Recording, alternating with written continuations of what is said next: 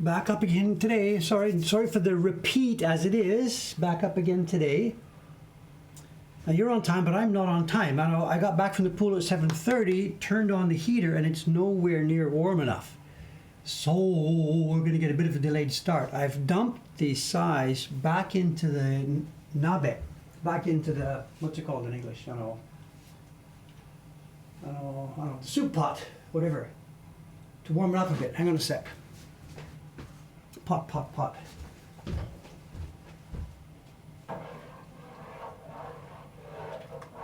So we're not cooking fresh soup here today. This is the 2 liters that is still left from yesterday. I can save it for one day, that's not a problem.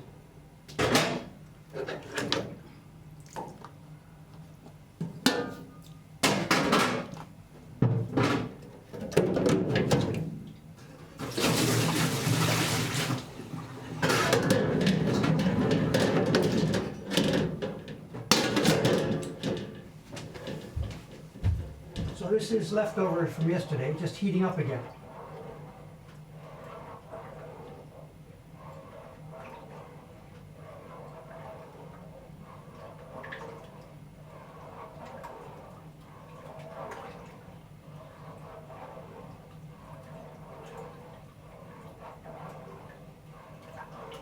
And actually, I'll be sizing it again tomorrow morning. It won't be on the stream, but I'll be doing this again tomorrow. There's so much. The printers really want paper before the break, so yesterday, today, and tomorrow, I am a sizer.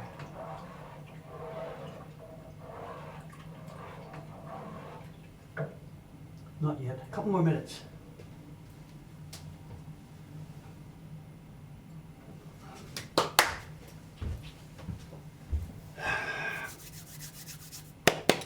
More sizing, save. So the video I posted just before the stream started, maybe somebody can repost it, I can't put it back in here. It rolls every 2 weeks or 3 weeks, they roll over to a new one. And if you look at the video I just posted, and look at the channel, they've got them all listed on their channel, so you can see more. There's bits from anime movies, there's alien visitations. Am I making breakfast? Wish, wish, wish.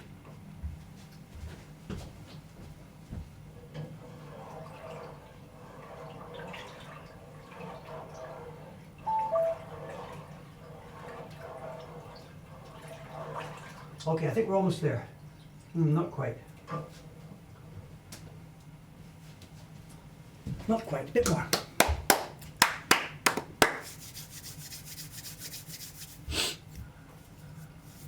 Okay, yesterday was a, we have, at the end of the stream, we have a normal show and tell.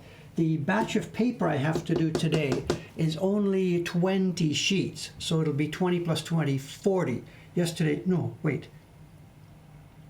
we had 30, I forget, what we did yesterday, 30, we did 15 plus 15, 30. I've got 20 plus 20, 40 today, but I have, good show and tell. Wait a minute, what did we do yesterday? I had 15 sheets, cut them in half to make 30. We did both sides, give 60 wipes.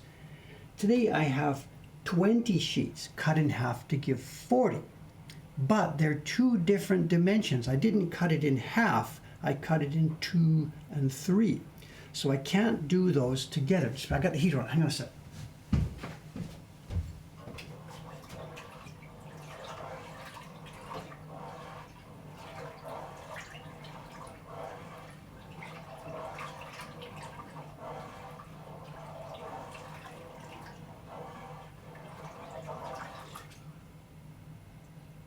Yes, we are good to go.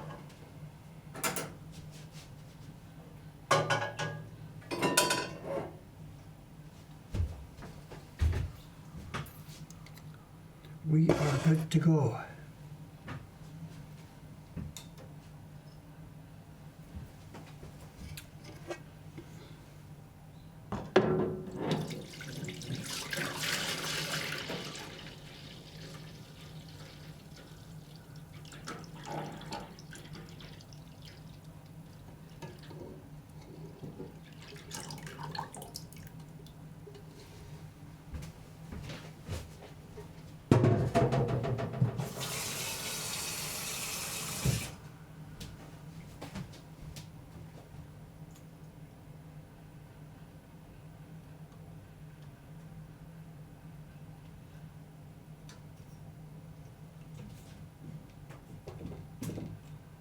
better? Gives me both.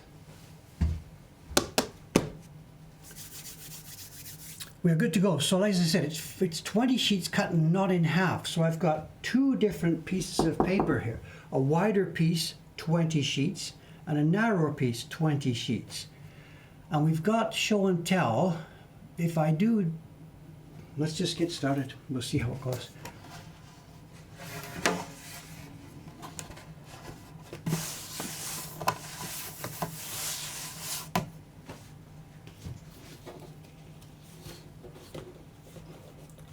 If I do the narrower piece, we'll be finished early. If I do the larger piece, we'll be finished late. So let's just, whatever.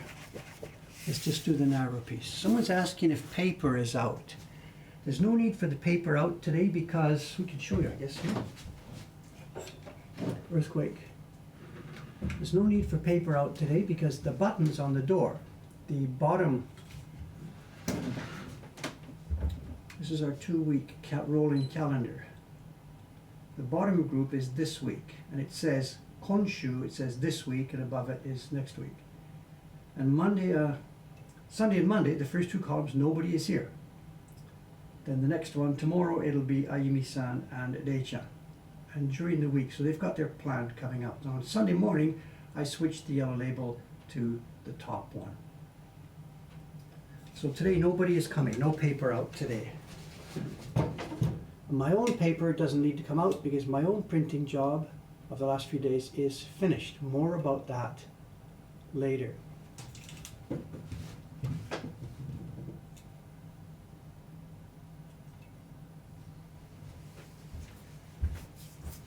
I spent the last 2 days printing over there. Printing. And we have something to show. Maybe you guys today will be the first people we can see it. It's not finished. 16 impressions are done, and there is one more impression still to go. Well, Ken is back. Haven't seen you for a long time, sir.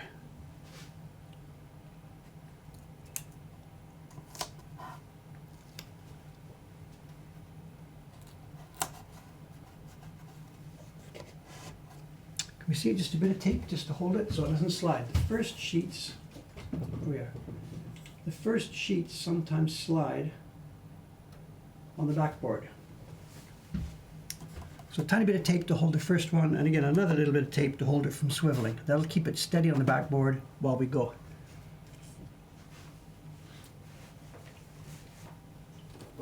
"17 impressions, but remember there are 2 prints. Well, they're not 2, there are 10 prints actually, so.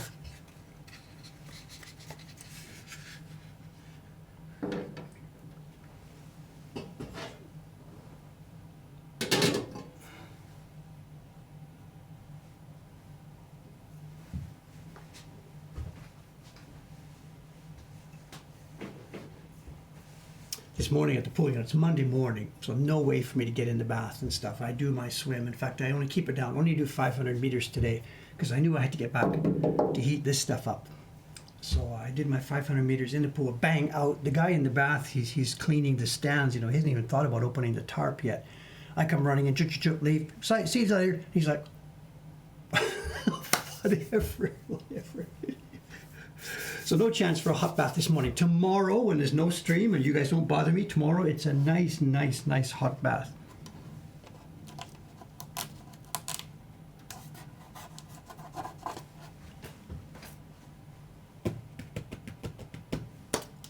And only 500 meters today. But the weight,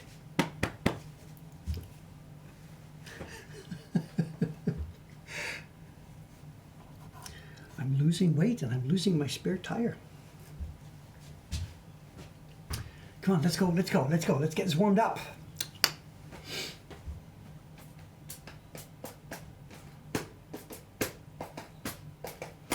Somebody said you're glad it's not smell-o-vision. The glue doesn't smell bad, It's not a stinky smell. If we left it for a week, it would be another story. But the glue is nice. It's a pleasant smell. Or maybe just it's because I got used to it. I don't know. Someone's saying, did I not use the other side of the key block? Actually, I'm waiting for this for a couple minutes. Let me show you the key block. Hang on.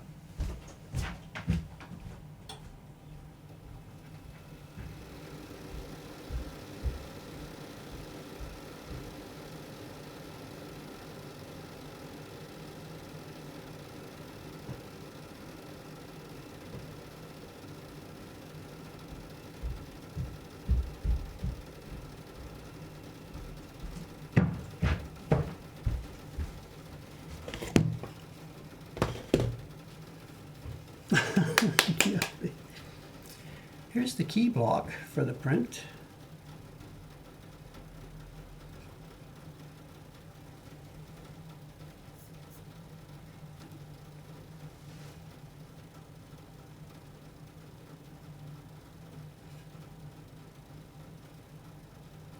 And on the back, we have nothing. We haven't used the back of the keyboard. Look at this beautiful hard cherry. We may use the back side for some more prints later this year. Haven't decided yet. And for the color blocks, they sort of fall into two patterns. There's the color blocks that have wide base tone areas, and then there's blocks, here another one. This has wide base tones, gradations, gradations, gradations. And then there are blocks that have a bunch of small, tiny patterns. And you can see we're mixing and matching 3 different kinds of green on the same block. Anyway, enough. We'll look at that later, I guess. We'll make that part, maybe make it part of show and tell. I don't know. But right now, we have to get to work.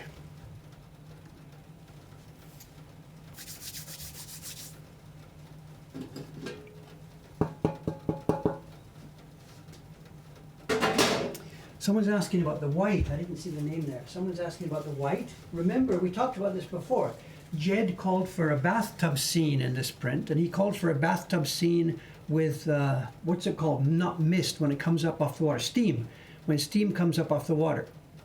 So we are experimenting. I tried yesterday with titanium white mixed with glue, and that may be the way to do this. That may be the way to do this. Okay, let's get to work. The paper we have today, as I said, it's a larger sheet that's cut in 1, 2, 3, 4, 5. And it is going to make the print that you just saw.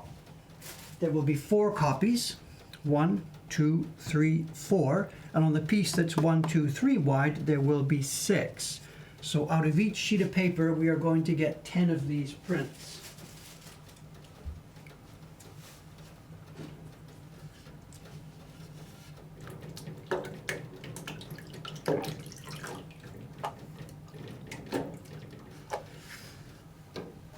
Okay, check, ready to go, let's do this. This is an awkward angle both for me and the camera. Can I move the camera just back a little bit? Maybe we can move back and zoom. I've got to be able to get in there to get my brush.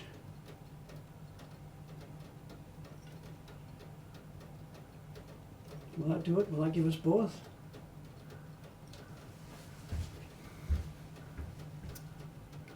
Should be okay. Dip, dip. The paper I was sizing yesterday was really quite thin paper. I had to wipe off lots of dose of liquid. This paper today has a bit more body. It's a bit thicker.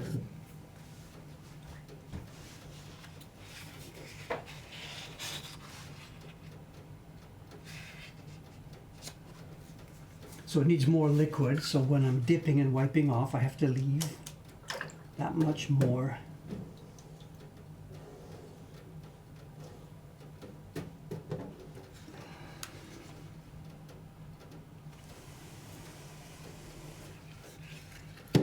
And in the sessions when we've been trying to work with other people, Shiba-san's been learning to do this, Dei-chan, Aoyama-san, working with the other people here to do this, the most difficult thing for me to try and communicate to them has been this. How much liquid to leave in the brush. Knock it off, a bit more there, bend it back. How much liquid to leave in the brush, ready for a run.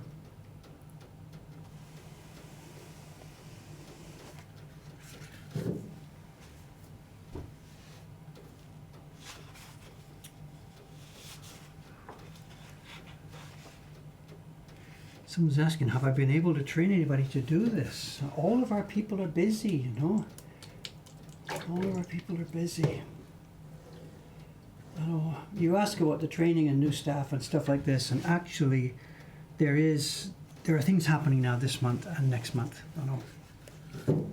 I don't know how much I mentioned or how much is going in the next video, but Watanabe-san came 6 months ago to help me with, we hired her first to help me with taking photographs for the collection.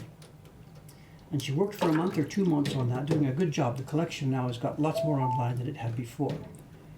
But we really quickly realized that instead of just working on the collection, we should ask her to do the same thing with the antique prints we have in the shop, what we call a flea market. So in June and July, she started working on that. She's done a really, really, really good job on this. We've learned that she is a sharp lady. She's doing really, really well. So conversations went back and forth, back and forth. And the upshot is she starts full-time January 1st, or at the beginning of January. She's become our next full-time employee starting January. Her remit is still going to be mostly working on the flea market prints, but she has lots of other skills. She can do Photoshop, InDesign, make catalogs, all that kind of stuff. So we got another full-time employee starting January.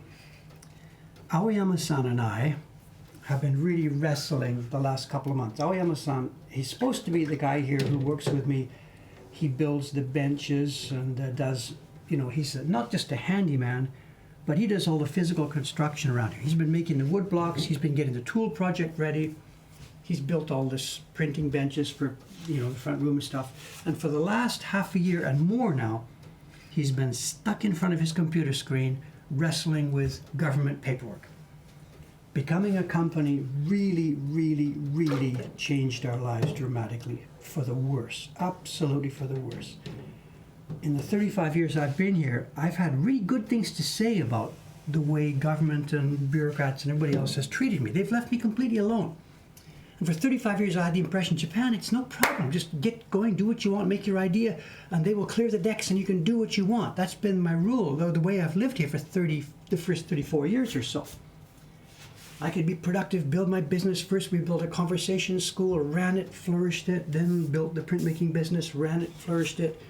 I paid my taxes, I did my books, kept everything clean, followed all the rules I knew about, and they kept out of my way. Becoming a company changed everything. And he is now full-time in front of his computer screen dealing with stupid paperwork. And we're no more productive, we're no less productive, but we basically lost a full-time person for all the stupid pieces of paper. How stupid is it? The full-time employees we had are Cameron's full-time, I'm full-time, Aoyama-san's full-time. Each city hall where one of your full-time employee lives, they live in different cities here. Each city hall sends an envelope with a certain piece of paperwork every month to us. Not online, it comes as a piece of paper. We fill it out, tell them how much tax we deducted. The tax money can't be paid online. We have to walk down the street to the post office with their piece of paper, withdraw the money from our post office account, give it back to the post office, pay their withholdings. That piece of paper goes in our files. It's all has to be done this way. None of this is online. I got no idea how Toyota does it. Little girl walks to the bank every month, no idea, but that's how we have to do it for every employee every month. And that's just another example.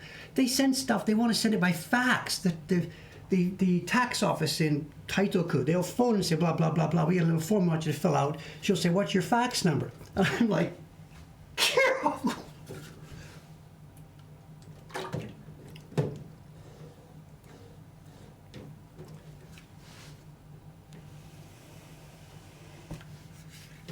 Anyway, point being, we've now had some talks and discussions about this. Aoyama-san now, he's supposed to be doing the tool project. It hasn't moved an inch in a year. So starting in January, he and I and Watanabe-san, the new employee, and Yamada-kun, our little bookkeeper helper, we're going to sit down and we're going to plot out what to do.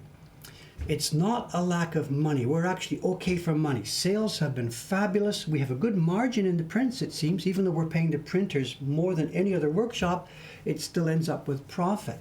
So we're okay. The Patreon is flooding money into us. Those people are helping us so much. That's for the rent and everything else. So we're actually okay for money. What we don't know what to do with is how to organize ourselves for time, especially Aoyama-san and me. We're spending all day doing daily jobs and firefighting, and we haven't been running our business properly. He needs to get out and build more stuff.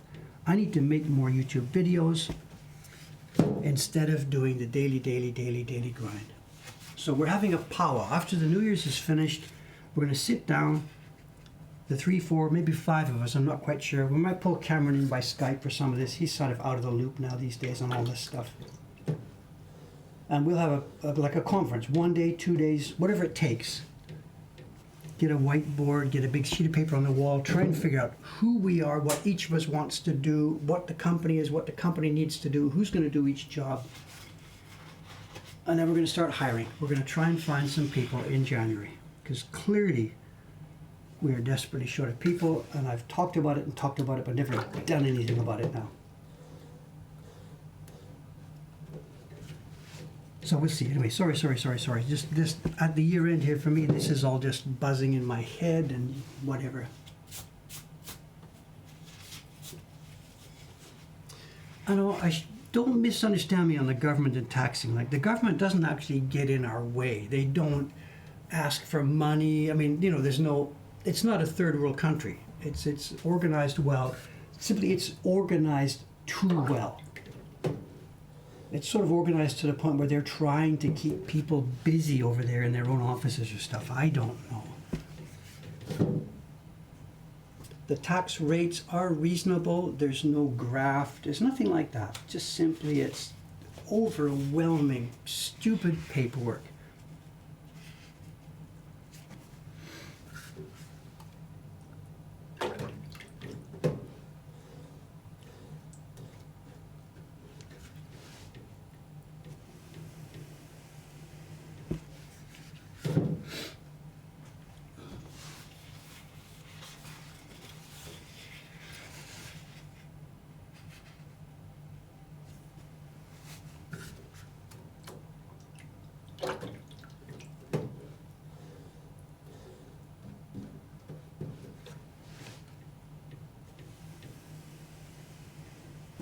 There's something else funny though about the Japanese system, It is what it is and what I described it, and we think of it as being bureaucratic and whatever.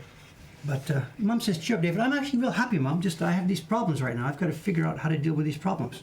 My mum says, cheer up, Dave. Actually, I am super happy. Yesterday I was so productive. I had a good swim. So I'm sorry, I'm complaining about the particular problem, but I'm actually super happy.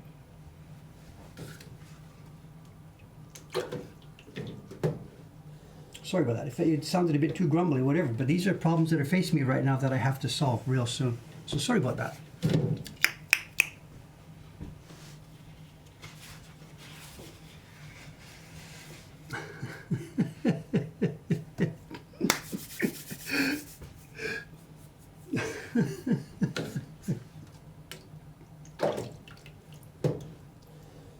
Cheer up, Dave, she says. Nanda. Ah.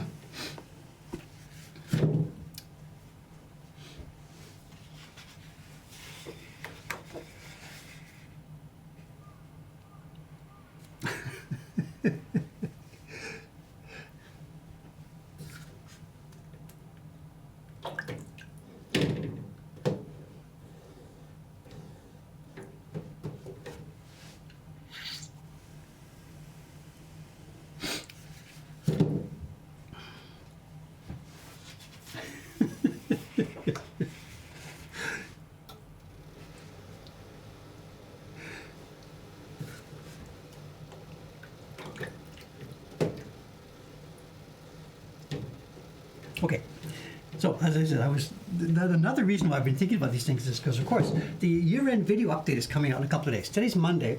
Once this is finished, once I do my white printing this morning, my next job now is making video.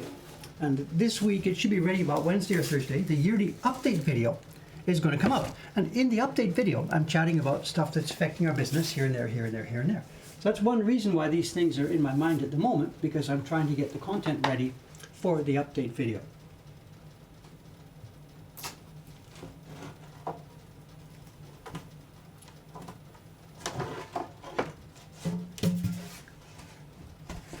So, stuff is in your mind. Stuff is what it is.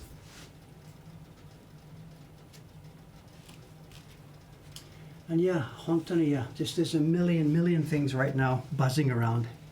Trying to get the new series ready, trying to get the prints ready. A million things buzzing inside. What's this? No sound. No sound effects. What's this? I've become a parody, have I? What's this? Someone says drips. I don't know what you mean, drips. I'm sorry, I don't understand.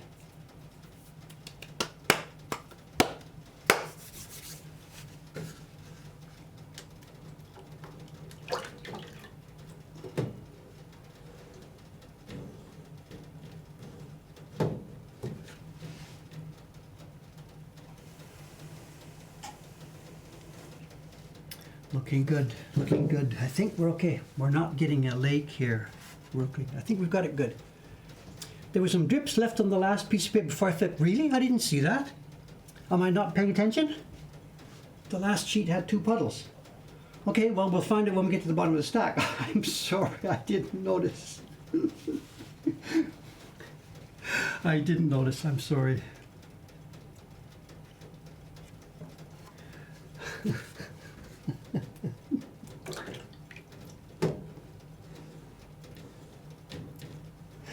Today, just Mondays are Mondays. That's become a parody too. Mondays for me have become now the classic Mondays. Mondays. There's another aspect to it. It's now, what is it now? 8:30. About an hour and a half from now, Ome, the staff in Ome, the shipping center, will be arriving. They have to do shipping, and there's nothing on their desk. Absolutely nothing on their desk. We have a time zone issue here inside the company. The person who preps the work for Ome, well, normally would do it. When the person who preps the work for Ome would start at 9 o'clock, do all the preparation, checking all the orders that came in, blah, blah, blah, blah, blah, blah. So when Ome gets to the work, gets to their office, it's all ready to go. But we have a time zone problem because the person who does that work is Cameron. And he's not here. It's not Monday morning for him. It's Sunday night for him. And we have issues with him, or I don't have an issue. He has issues with working Sunday night. So we have a problem. Ome has no work. So there's only one way around it. Watanabe-san and I come charging to the rescue this morning. Once she gets here at 9:30 or so, she and I will do that work and cover it so that Ome has something to do.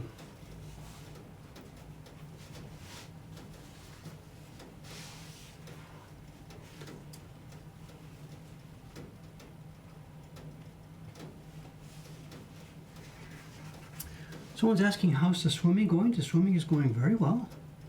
I'm not setting any records for length or time or anything at all, but I'm getting in there. I'm losing weight. I'm losing a ton of weight. My spare tire is eroding visibly now. And although it doesn't feel so good getting up in the morning on the way to the pool, coming back from the pool, I feel fine. John says, it's going swimmingly.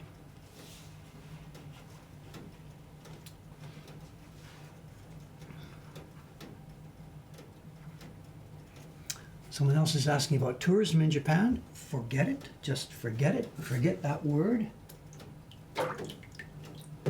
You won't be coming to Japan as a tourist for a very, very, very long time.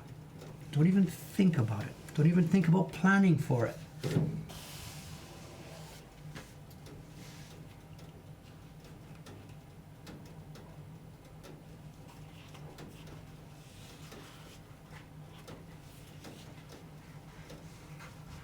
And you know why. You don't need me to explain what's happening. This situation, the numbers here in Japan, as opposed to the numbers in other countries, like, normal countries, Britain, Germany, whatever, America.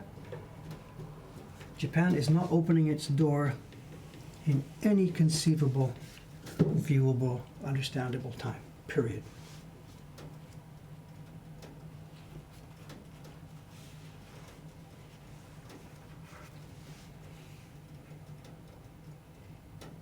Okay, now we are running really, really, really early. This is 8:30 now. What am I going to do?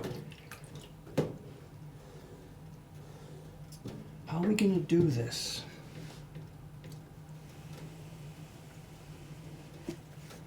As I said, I've got 2 stacks here. I've got the narrow stack and I've got the wide stack still there. You can see it in there. This narrow stack here will be finished in like 10 minutes at 8:41. Go through and hang it up. That'll take me to 8:50. Whatever, let's just play it by ear. Maybe we'll just finish early because I do have lots and lots and lots to do. Maybe we'll just sort of, whatever. We'll go and hang up the paper. We have a double show and tell. We have another large print from the package that I showed you yesterday. And let's also take a look at the prints I made yesterday. That'll be fun to look at those.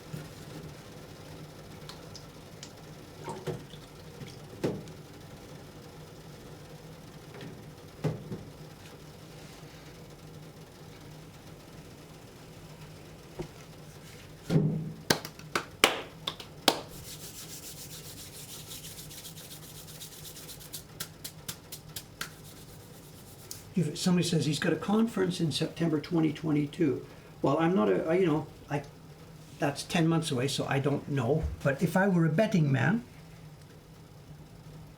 I would say you're probably not coming. But, what do I know? I'm just a woodblock printmaker. Technical question. Did I change something in the sizing mix? Because I know it's for many small prints rather than one big print. No, not at all. I know. Not at all. The sizing really, maybe there are people out there who understand sizing so deeply and so well that they could think about that. For us, we're looking at the sizing here in a pretty, gross, a pretty large scale thing. We're trying to hit something in the middle where if the sizing is too weak, the paper comes apart as you rub it with the baren. If the sizing is too strong, the pigments tend not to go inside. They're blocked by objects in the paper and they don't go inside. You get a mottled effect. So that's our overwhelming concerns. We're just trying to get the sizing soft enough and smooth enough so that pigment will enter the paper and the action will not abrade the paper. And of course it's affected by the type of prints. If we have a big wide color area, you gotta rub like crazy, you're gonna need stronger sizing. These prints are made of small areas, we're gonna be going chut, chut, chut, chut, chut, chut, chut. So yes, we're not physically attacking the paper so much, so maybe a slightly weaker size, we could get away with it. But I'm not thinking at that level. I'm just simply trying to find the level in between those two extremes that I mentioned. And the confounding factor, the complicating factor, is temperature and humidity. In the summer, when the temperatures are high and the humidity is high, the paper is physically weaker. In winter, when it's cold and whatever, the paper is stronger in its own right and doesn't need as much help from the glue. So the sizing mixture, the amount of glue I put in the water, is lower in the winter. We go down to about 30 grams per liter. Somewhere in February, it'll be maybe 30, 35 grams per liter. Now it's 55, and in summer we can get it to 60, or sometimes I've even done it once at 70 when we had a weak batch of paper. So those are my overwhelming concerns. David's not thinking about, we have a print this big or a print this big, do we change the sizing? I couldn't pretend to even have any understanding of sizing at that level, no.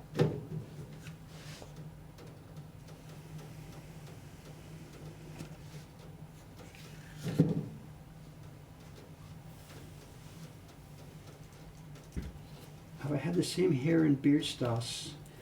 I don't know what to say, I don't think, in my own mind, I'm not thinking that I have a style. When I go to the lady who cuts my hair, I don't say, let's see, will you do this and do this and do this and do this? She just cuts my hair back because it's too long, and that's all there is to it. So I don't think of myself as having a style. But maybe that's pretentious, because the same thing, because I wear the same clothes and the same jeans, so that's Dave's style. I don't know. I just don't have any interest in that kind of stuff. I don't know, I'm sorry.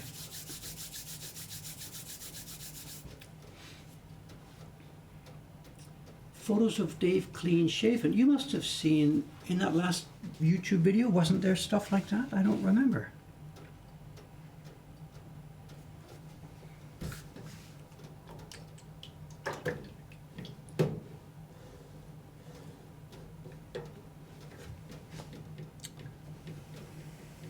I don't remember when I stopped shaving. And again, it wasn't to try and grow a beard. It was just because I didn't want to be bothered with that thing every morning,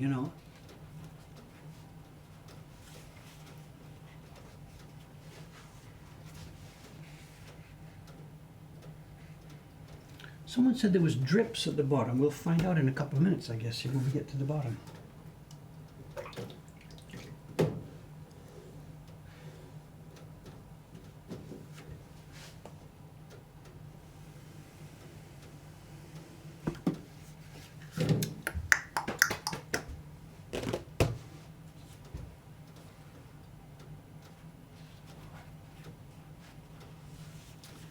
Can't catch his questions I'm missing here, sorry.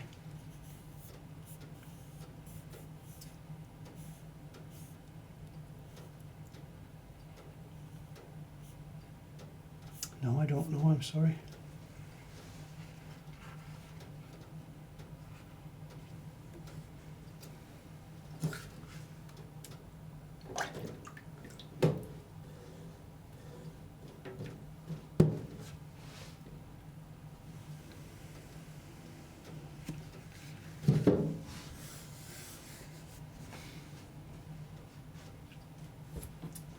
Someone's asking, did I do a JLPT? I don't know what that means. I'm sorry. Something to do with Japan. JLPT. You talking about the language test? Japan something something test? No, I don't do that stuff. I'm not studying Japanese. My Japanese is really not academic type Japanese. Japanese language proficiency test. No, I'm sorry. No. I would probably fail, I guess. I don't know. I'm in the same position with that stuff as like Japanese kids are in high school with English, but the other way around. Japanese people who study English here, of course, they study it for the tests, but out in the real world, they can't actually, talk to anybody. In my case, I've never done the tests at all. I have no interest in tests of any kind. But I get around. But because of this, there are many, many things that I didn't learn about Japanese that you would learn in the classroom. Of course, I've never practiced doing the writing. I can write my name and that's about it. I can read at the level of, I don't know, we tried it once, a middle school textbook, I can read at a sort of middle school level as long as you allow me to have lots of holes where I can try and fill it in. The kanji, if you don't study them, that's it. You don't learn them. And but what can I say? I know Japanese well enough to run. Oh, here we are. There is a spot, indeed, on the last couple.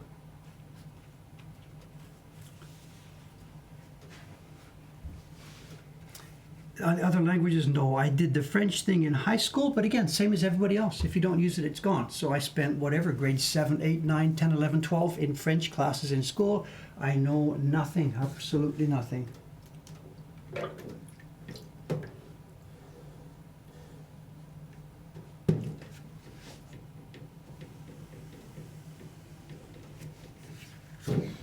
Nothing.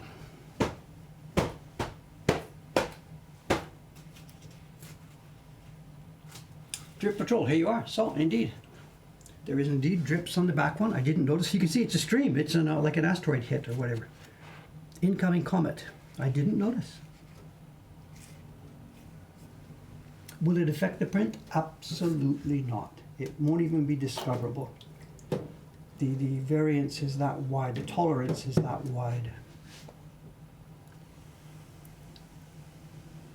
We are all pretty much saturating this paper as it is. So the fact that that particular place has a little bit more saturation. In the beginning, I was really worried about that. I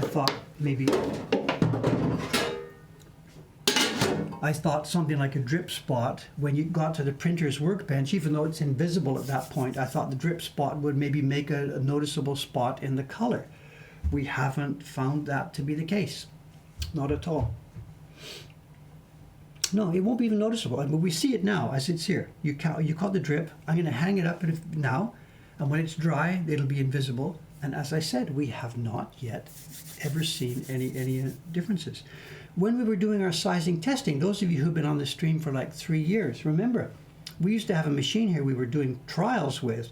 Instead of brushing it on, we had a bath, and the paper went into the bath and got pulled out the other end. So the paper was absolutely, totally saturated with moisture. We hung it up, squeezed it off with rollers, hung it up to dry. Did it make any difference in the finished prints? We couldn't detect any difference.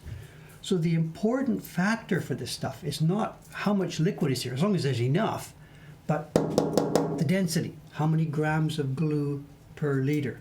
That's the key point. And then, of course, if I brush too quickly here, or if I wipe off on the brush and there's not enough, then the paper will be weak because there's not enough. So that's more critical. Too much in a few spots doesn't seem to matter. Not enough is really, really a problem. Okay, here we are, 8:41. We have now our move to the next room. We are all plugged. I think we can do this. Let me go check next door to see if it's all ready. Hang on a sec.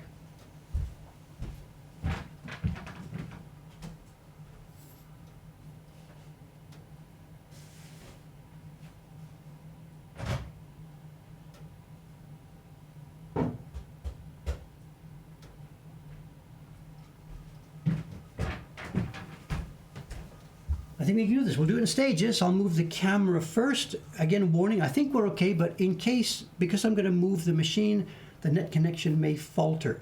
If it does falter or go off, just sit tight. It'll come back in 1 or 2 minutes. So just hang on. First, the camera.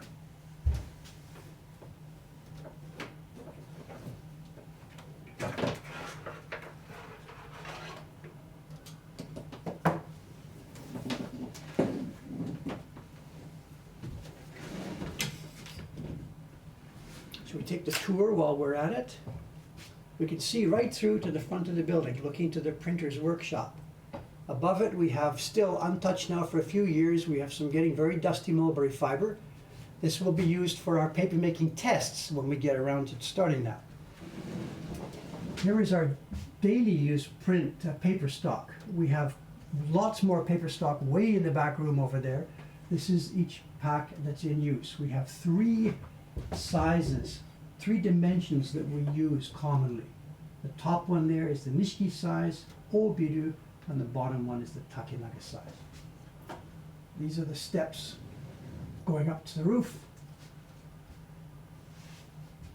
And that's the shower and laundry at the back of the building. Anyway, let's get going. Into the middle room.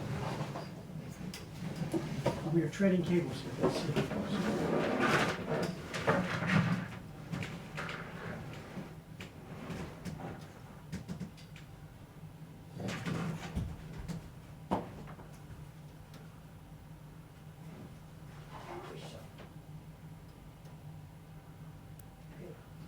Restored.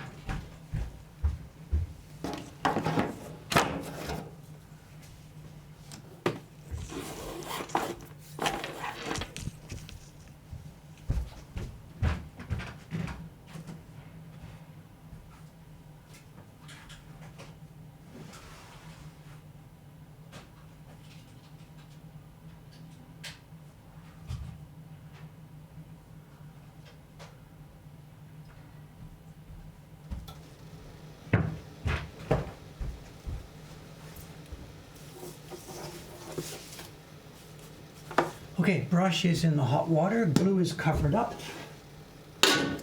Last stage, move the computer and microphone.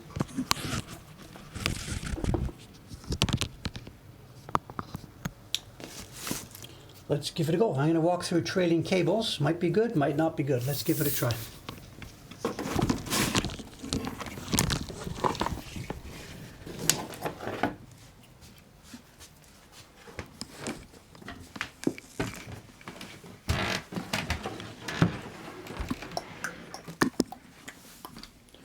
Trading power, Ethernet, and video.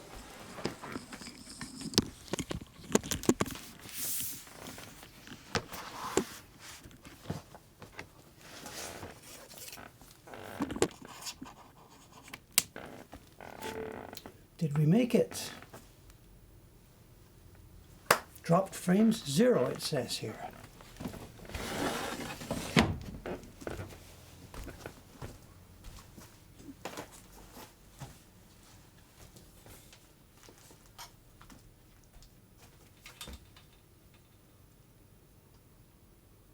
Okay, there's what's happening. Up there are the strings all across the roof.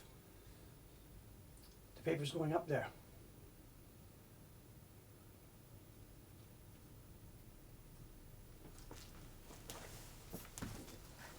Where's the microphone?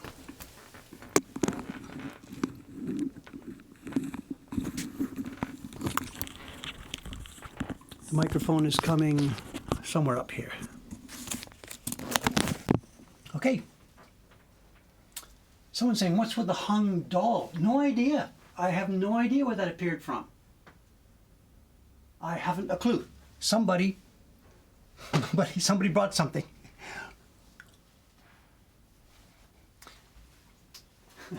I have no idea what it is. I know everybody here has keychains and key rings and all that kind of stuff. No idea. No idea. No idea. Okay. Let's go.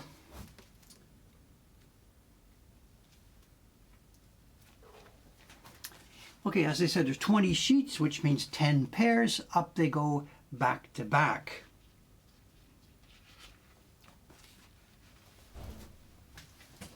And again, these things are really narrow, so we don't need 1, 2, 3.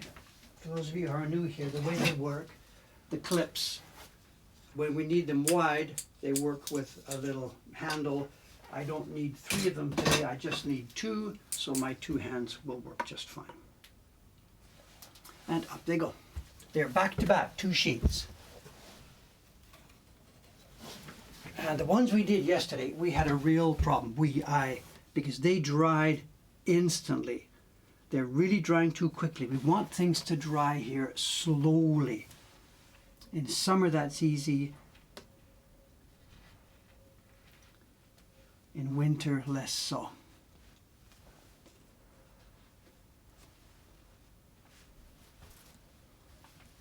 Can we see what's going on? I don't know if we can see what's going on now.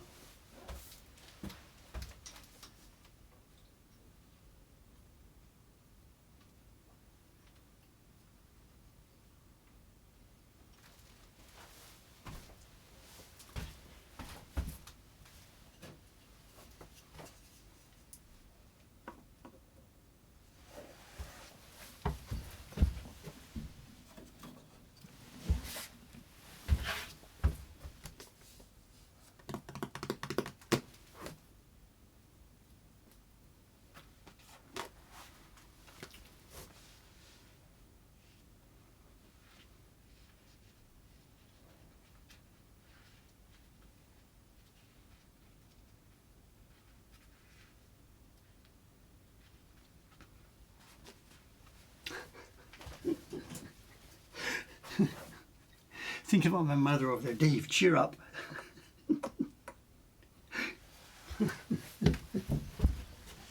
Oh, didn't get it properly. Be careful, Dave, be careful, be careful.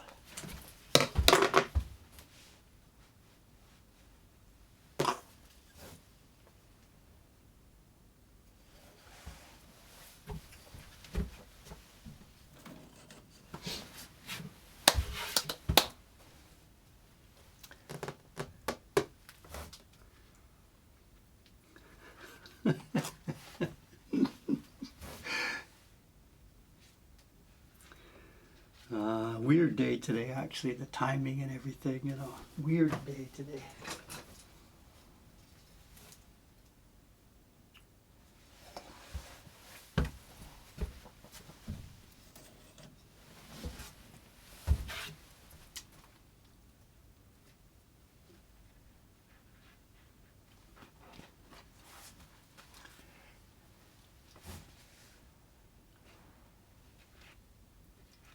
The hanging method here, actually, this is one that we've developed ourselves.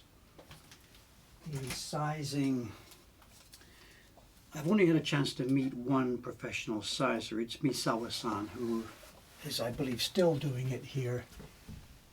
I visited him 30 odd years ago to see how it was done and stuff. And the traditional people doing sizing, they do it the other way from what I do. They've got strings up on the roof and they have the clips hanging from the strings.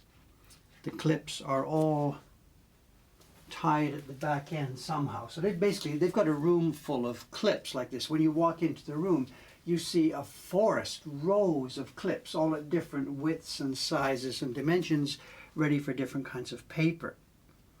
They then take the paper sheets and they lift them one by one or in pairs, as I'm doing it.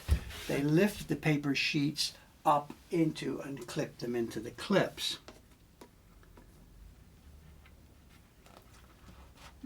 We do it the other way around. And the reason I do it the other way around is because I have to do this by myself.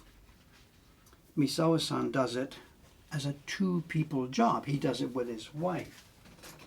He does the sizing himself with the brush. Then when any particular batch is ready to be hung, he calls her in, and the two of them together, standing on each side of the paper. I think I should have moved this, shouldn't I have?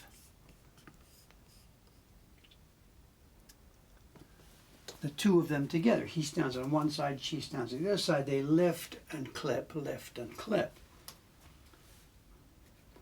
I don't have the luxury of having two people here, and I think actually it's kind of inefficient. So we've reversed it.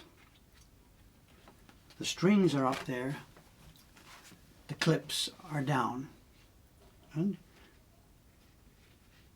it's a one-man job.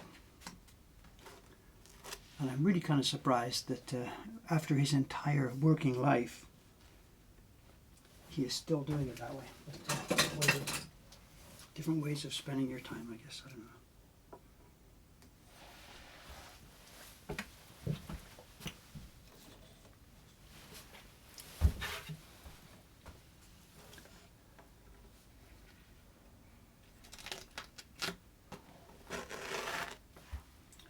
Here at Mokuhankan, or me doing prints, we're not trying to be super efficient. We are not looking for ways we can save every minute and shave seconds off our working time and stuff like that.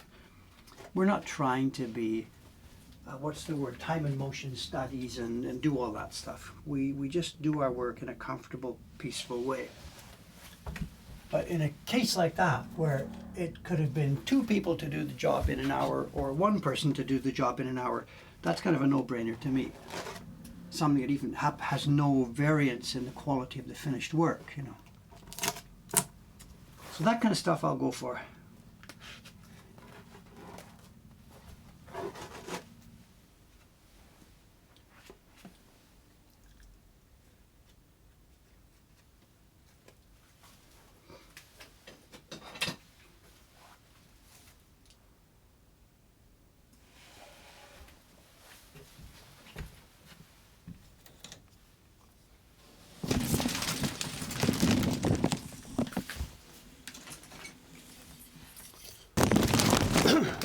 Oops, microphone. Soka, soka, soka.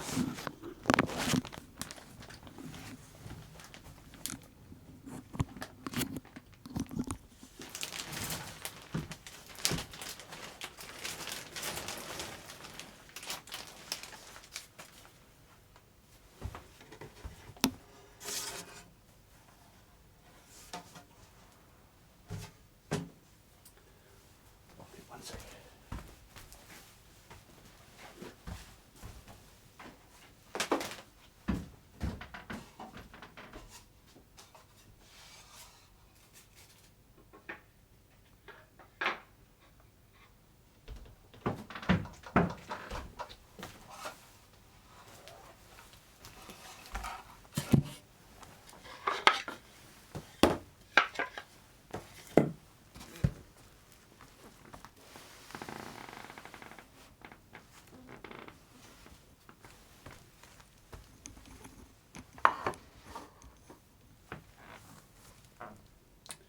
Okay, here we are. The paper is up and it's not even 9 o'clock, which means we have time. How can I get that light out of there? That light behind me there. Okay, there we go. Okay, we have time for a show and tell. We have lots of time for a show and tell. So let me move the camera.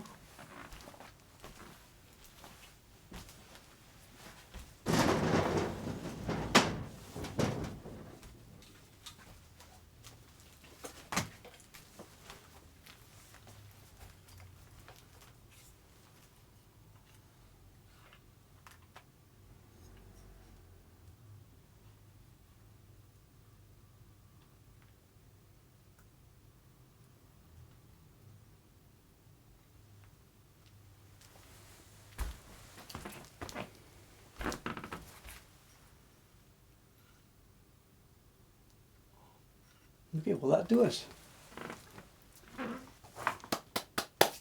Good, good, good, good, good. Okay. today's show and tell.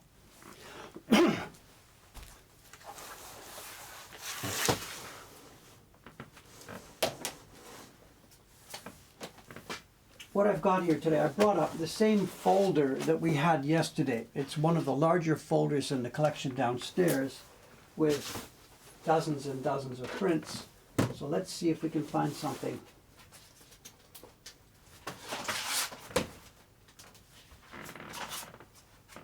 And I think right away we've got something here we can look at.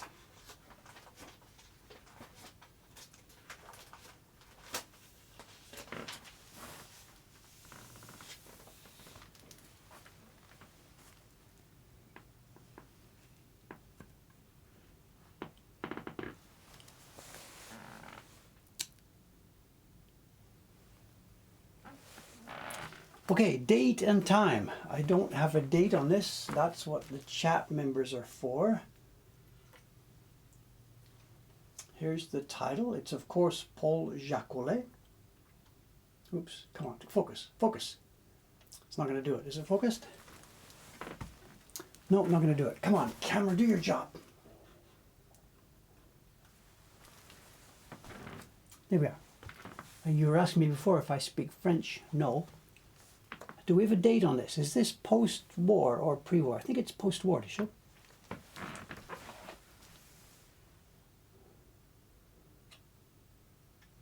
I'm disappointed in the zoom on the camera here. I thought we were going to get visible. Yeah, I know it means the pearls.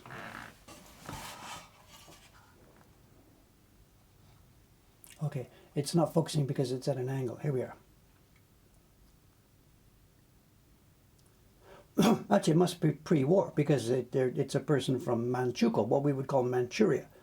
So this is Paul Jacoulet living in Japan before the war. And we have the message here about the carvers and printers. Jacoulet was always really good with his carvers and printers. And this is the right-hand side here is Ono Gintaro, printer. And the left-hand side is Maeda Kentaro. That was his main pair of craftsmen who worked for him in that pre-war year, in those pre-war years. Yeah, I don't know the spelling, M-A-N-D, I've got no idea. And also the arrow, there's 2 arrows on this print here, there's 2 or 3. I don't know what's going on. I got this used, of course. This was made long before I was born. There's an arrow here. There's another arrow on the left margin. And there's one up at the top. And I have followed the arrows, trying to find out what they might be pointing to, and can find nothing. I don't know. Some previous owner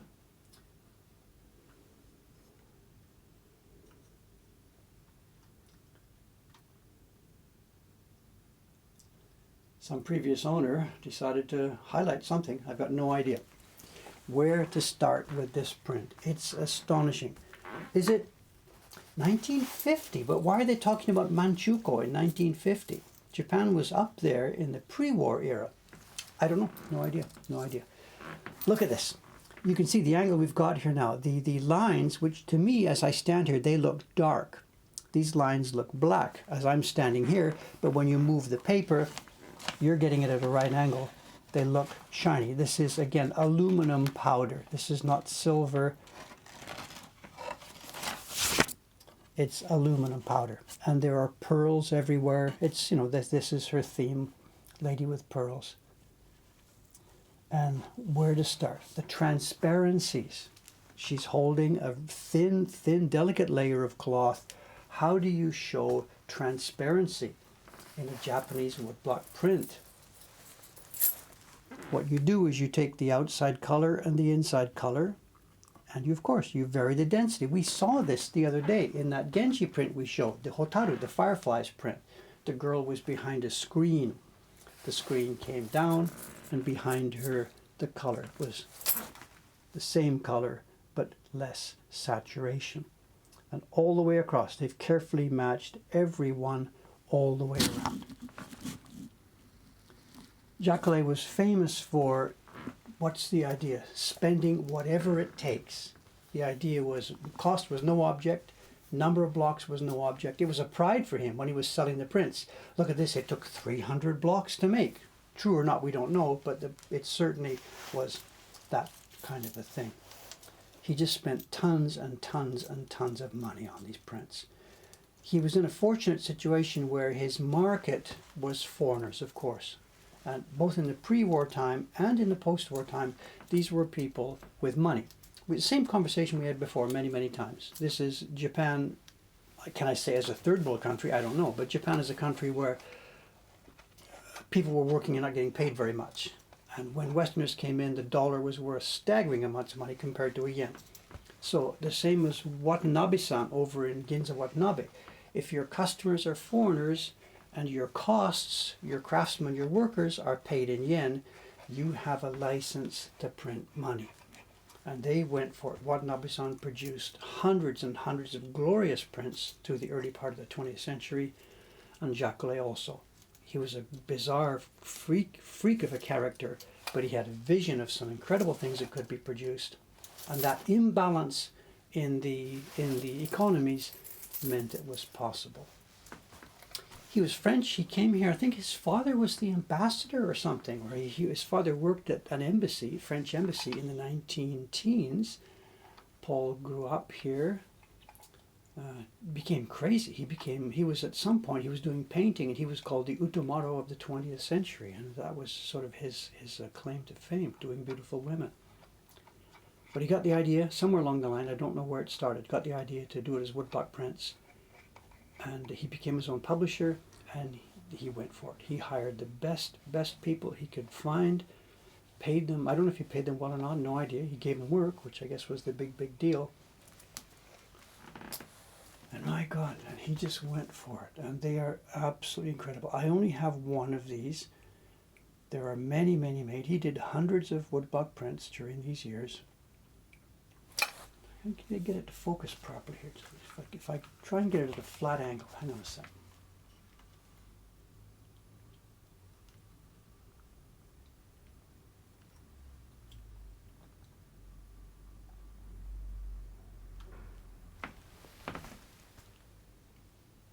Our copy here is getting foxed. The paper quality back at that time and the packaging was really not very good. And my copy is going to get more and more foxed as time goes by. We try and take care of it, but still. You can see from the edge of the paper, this is not top quality mulberry. This is pulp type paper. You can see the browning, the oxidizing happening from the side. This is not the best quality washi paper. And it wouldn't have been because Paul scrimped on it. It would have been because that's all he could get, because he knew the difference. Let's flip it over here, you see. Also, my copy has been mounted, and that might be part of the reason mine is in not good condition. It may have been mounted to a very bad, poor quality piece of paper. And some previous owner or dealer separated it and took it off.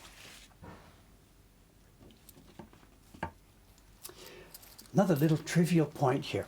Remember the story I told you a few weeks ago, that when I was in the museum in Kansas City, they gave me an old wood block and said, can you identify this? Is it from the ukiyo-e time or whatever?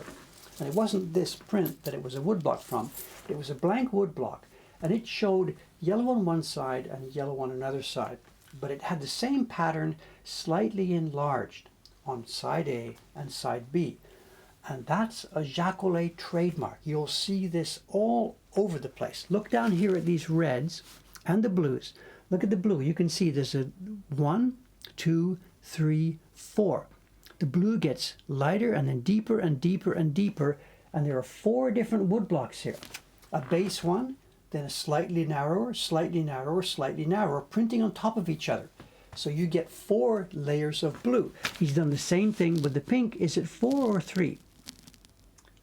I'm not sure. I think it's 4 also here. Yeah, it's 1 layer, almost white, very pale pink, then a bit more rose, and a bit more. We've got 4 layers. So that day in the museum, what I was looking at was 2 pattern blocks with the same color, just one slightly smaller than another. And to me that yelled, I am a Paul Jacoulet wood block, a color block, and indeed it was. Somebody else does the same thing. David Stones, the British printmaker, English printmaker living down in Aichi Prefecture in Okazaki, he does the same thing. It's one of his trademarks too, whether he picked it up from Paul or it's just an obvious thing to do. It's a way of carving gradations. Gradation, remember, is light color to dark, and you do it one pass with a brush, and that's fine for sky. You wouldn't want a sky with light blue, step dark blue, step dark blue, step dark blue. You want it sweeping. But what you've got here is a visual gradation carved into the block that you can repeat ad infinitum.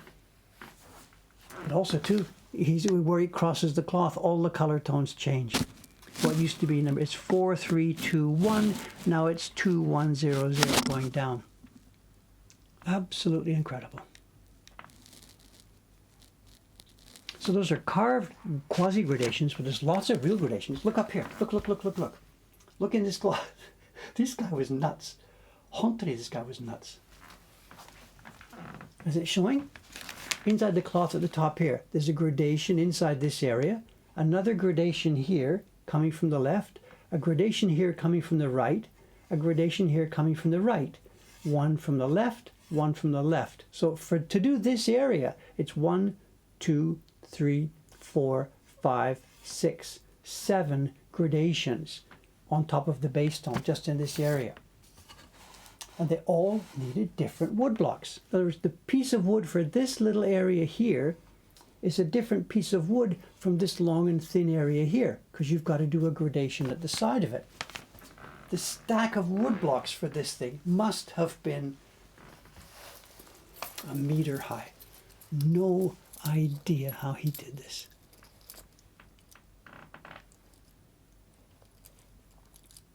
Absolutely stunning. When they come on the market now, a print like this, I don't know, what's the current price? Maybe $1,500, somewhere around there? I don't know. I can't afford them. And really also too, most of them that come up now are really not in very good condition. The Westerners who bought these things from Paul, mostly of course, just framed them, put them up on a frame straight away. So most of his prints have been framed and exposed to light.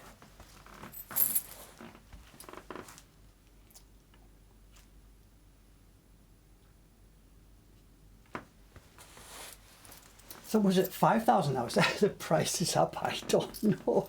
I know nothing about the price. When I see one of these on auction now, I just turn the page. I know I'm out of the game. I can't do anything about this. His themes were a wide Pan-Asian of the day. Japan had colonized Formosa, which we call Taiwan, Korea, lots of the South Pacific Islands, huge chunks of China. And this was Paul's territory. He was a vividly gay guy in an era when it was still sort of, not so open. And in many of those territories, like he went to the South Pacific Islands where like nobody cared and it didn't matter. So he was freer to behave as he wanted to behave in areas down there. Then when the war came, because he was a French national, he was interned with other European nationals in Karuizawa, a place just north of Tokyo. He was interned for the duration of the war, and after the war was over, he kept a workshop up in Karuizawa. And he adopted a couple of young people, Koreans. He adopted them to his own family, and they became his assistants and helpers and inheritors. He died in 1960 or something like that. I don't know. No idea. Quite an incredible character. Carved a real crazy path through the 20th century world of printmaking, I look at them in amazement. Mokuhankan, can we ever make products like this? It's not really possible. The resources it would take it would eat up our entire resources just to try and make single prints like this. They would have to be stunningly expensive. We would rather make simpler, smaller scale prints that a lot of different people can enjoy and that will give us a variety of steady work, If you'd have asked me 10 years ago would I ever end up making something like this, I would have said, yeah, I'm going to try it one day. But I'm now 70 and I don't think it's going to happen for me now. They are pretty much the pinnacle of Japanese woodblock print technique, that era. Pretty much the pinnacle. Incredible work. Absolutely incredible. Okay, I only have one of them, so that's that for this. Tell you what, it's now 9:12. Let's do something a little bit different than to finish this off. We're clearly going to finish early today, but let me show you something else. I've got them stored. What did I do? The prints I made yesterday. Let's have a world premiere of Dave's series from next year coming up. The test prints I made yesterday. Let me find them.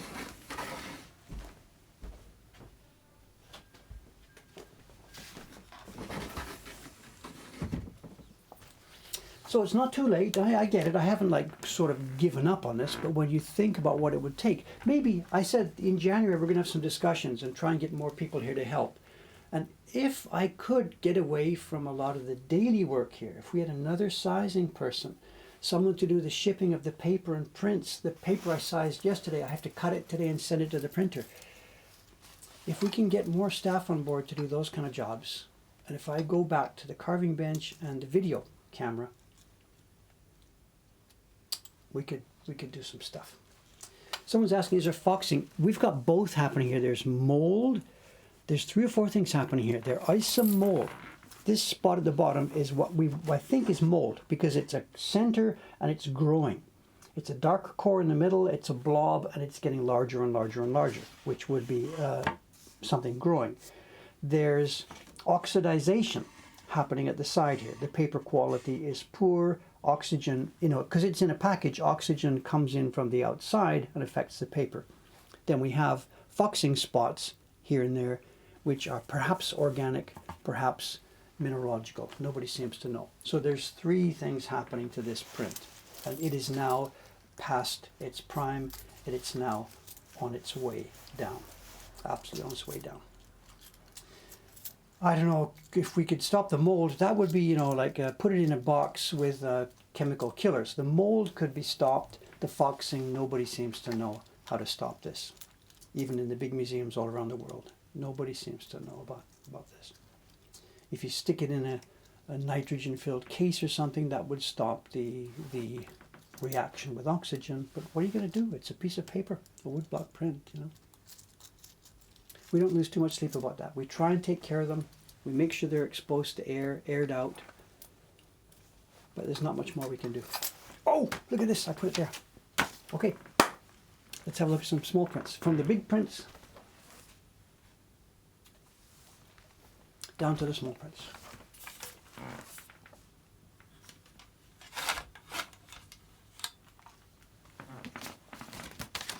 Okay, preview here for the first time. The 2020 subscription series. These are not finished, but this is my proof batch from yesterday. I say yesterday, it took me 2 days. It took me Saturday and Sunday.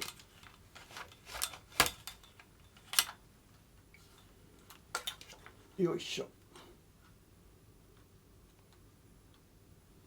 And we have yet to do the white. The white does not appear on these prints yet.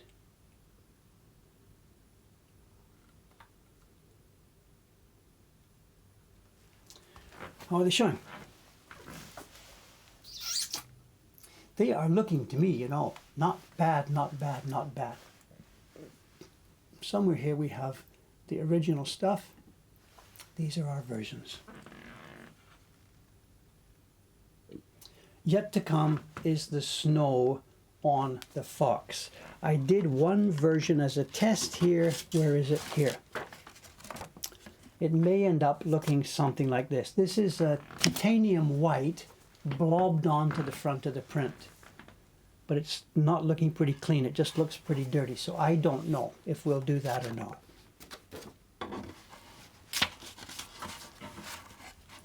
These are so cool. So cool. I'm so happy with the way these turned out. These are still proofs. We have to go back to Jed's original, look at some and decide on the colors. I may have got the cat a bit too dirty, a bit too dark. Put a bit too much gray in there maybe, the cat color, I'm not sure. And we made it. So whiskers made it in. I left the whiskers off on this one. It just wasn't possible. They were too small. but we left the whiskers in. We got a good sun. Also, I left the key line in on this one. That may come out later.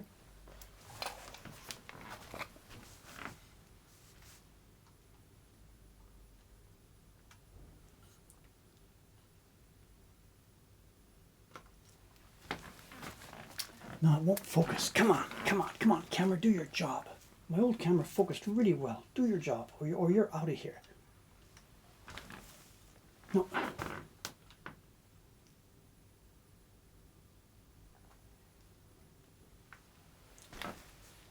No.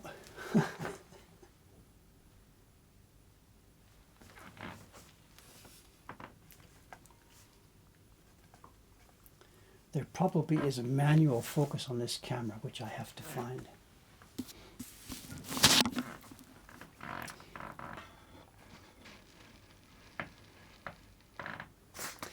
This one's funny.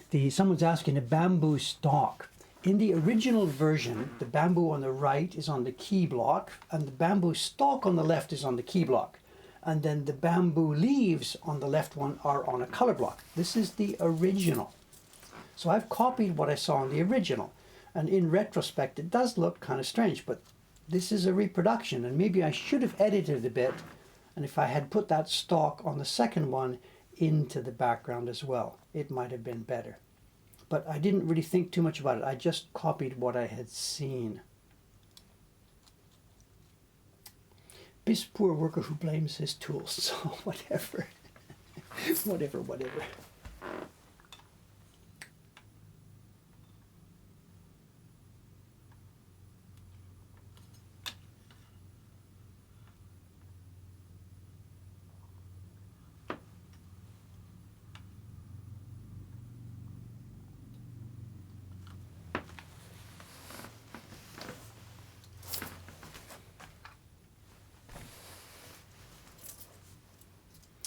The middle top one is no color on the table.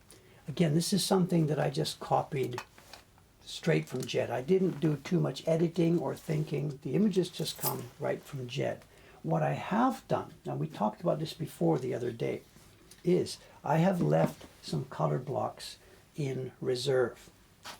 One sec, you're in the other room. Hang on 1 second, please.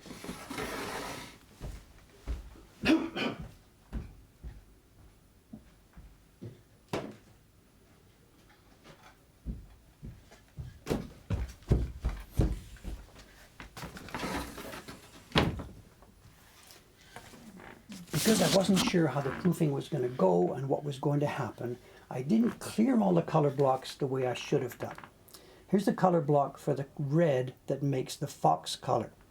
It's not used on this one, so this normally would be cut away and taken away. But because I'm not sure where we're going with this, I left these areas in place. It was difficult to print yesterday because they're too close. And before production, we will actually take these away. But I wanted to leave it in reserve in case I need it. Here's some more. This whole bottom row here, these are all in reserve. We didn't need them. Jed's one took more colors than the bottom one. I've got a couple of reserve blocks for the top row, I think, here somewhere as well. Yes, here. This one, we used this for the bottom three, for the blue gradation, and this whole top area is uncut. Someone says that table needs a color.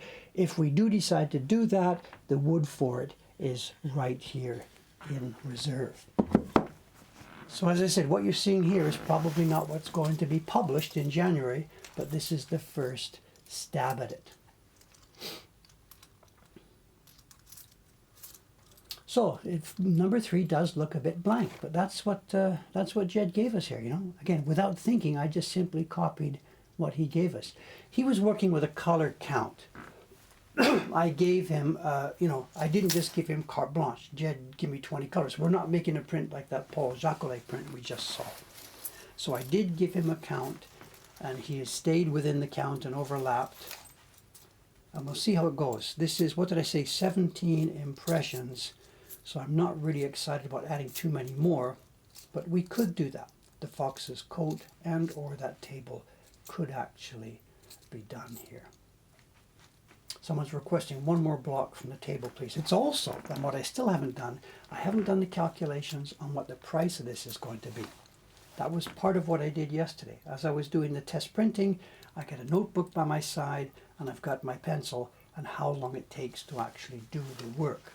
And I have a rough guesstimate of the time it takes. And I'm trying to decide at the moment between keeping the price the same as last year's subscription series or dropping it a tiny bit. Because during the year we're going to do a number of these. We're going to do 1 and 2 at the same time. 3 and 4 are not. 3 and 4 will be done separately. 5 and 6 I can't see. But it will be, I have to calculate how much they cost to make. We also haven't counted yet how we are going to cut these apart. These have to be trimmed separately, put into envelopes and get ready for packaging because we can't ship large this year. The post office is in chaos. Instead of shipping large envelopes, we are going to ship airmail envelopes. So these prints will all be sliced apart and packaged in an airmail envelope for delivery.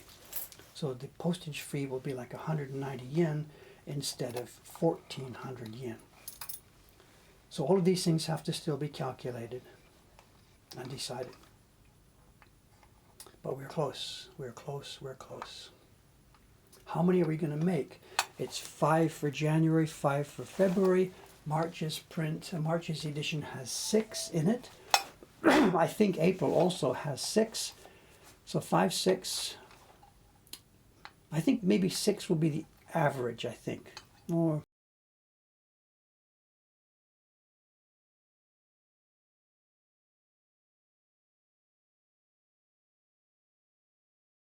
is the fish missing a color? Well, again, we copied the original here. The fish has blue and gray. The fish is climbing a waterfall. This is not a top view of the fish inside water. This is an inspirational image of a carp climbing a waterfall.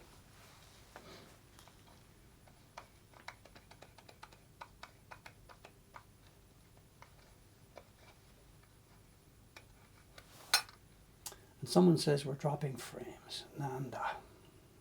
Now what's going on?